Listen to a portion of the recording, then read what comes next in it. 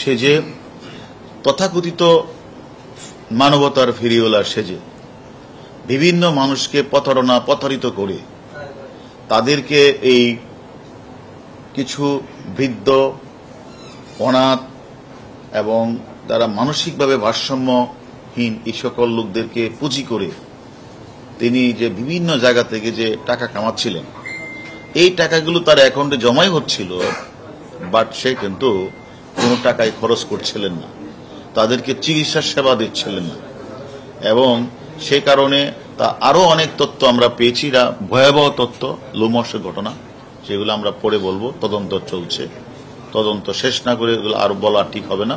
তবে যে তার যে এই আশ্রমে যে কয়জন অনাথ, শিশু, বৃদ্ধ, প্যারালাইজড, মানসিক ভারসাম্য যে মানুষগুলি আছে, সে জেলে আছে, সে আমাদের কাছে রিমান্ডে আছে। আমরা মনে করি আমরা একজন বিশিষ্ট ব্যক্তিকে আমরা পেয়েছি, সে আমাদের কাছে কালকে আসছিল। তার নাম আলহাজ শামসুল হক, ফাউন্ডেশনের কর্ণধার।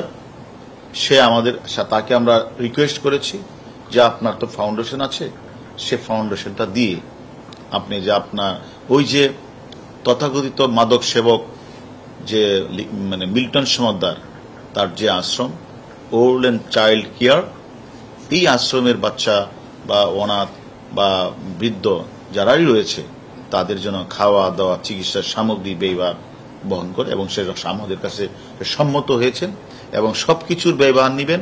এবং সেখানে একজন কন্টিনিউয়াস একজন ডাক্তার রাখবেন, তাদেরকে চিকিৎসা সেবা দিবেন, এবং যা খরচ হবে তিনি আমাদের কাছে স্বীকার করেছেন উনি তার শামসুল হক ফাউন্ডেশন থেকে সব ব্যয়ভার বহন করবেন।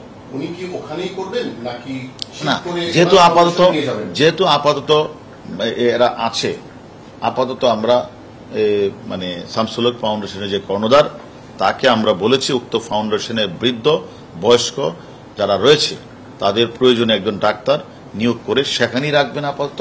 তারপরে আমরা অন্য চিন্তা ভাবনা হয়তো করব। এবং তার যে অত্যাচারের মাত্রা, তার যে টর্চার সেল, আপনারা গণমাধ্যমে দেখেছেন যে পরিমাণ মানুষকে এই পিঠায়, এবং সে বাচ্চাগুলি, সে অনাথ বাচ্চা, শিশু বা বৃদ্ধগুলি যেভাবে চিৎকার করে, এটা আমরা যোগাযোগ মাধ্যমে দেখেছেন। আমি তো মনে করি একজন মাদকাসক্ত ছাড়া এভাবে মানুষকে পিটাতে পারে না, এবং সেটা স্বীকারও করেছে। এবং সে যে ডাক্তারের সই সিল নকল করে সে ডেথ সার্টিফিকেট বানিয়ে সেগুলিকে সে কোথায় যে কবর দিয়েছেন জানাজাবিহীন, সে তথ্য কিন্তু সে আমাদের কাছে আস্তে আস্তে স্বীকার করা শুরু করেছে। আমরা মনে করি তদন্ত চলবে, রিমান্ডে আছে। রিমান্ড শেষ না করা পর্যন্ত আসলে আমরা আপনাদের সকল প্রশ্ন এখন দিতে পারবো না, আমরা পরে জানাবো।